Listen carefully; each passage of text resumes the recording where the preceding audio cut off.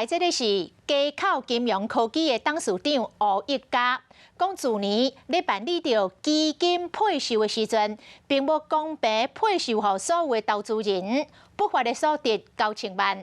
检察官以100万予交保，伊的太太曾玉玲嘛以50万来交保。两翁仔某的爱情故事嘛将做焦点。伊的太太伫咧网络顶是公认的美女，两个人差13岁，本地后个月两个人就要办结婚，这个贴报拢发出去了，想袂到伫婚礼举办进前，两个人拢卡着案件。会不会觉得婚礼前这样子被约谈有点不愉快？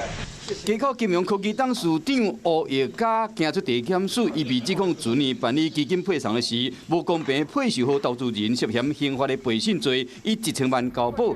伊的太太曾玉玲嘛同款互人约谈。我乌些嘴暗看起来真疲劳，本来亲戚朋友，佮摕外套要互早掩过伊家拒绝，伊以50万块交保，即马有非法的得利。进前可能网络这款恩爱画面嘛，引起大家讨论。很美，很美。吴益嘉穿军服搬爱不共的男主角，骑脚踏车载因某伫办公室里洗，两人时常伫社群平台放恩爱相片。因太太外形真水，有真侪迷中。曾玉玲毋但外形真水，佫是美国南加大毕业的高材生，干姐姐拢是美女。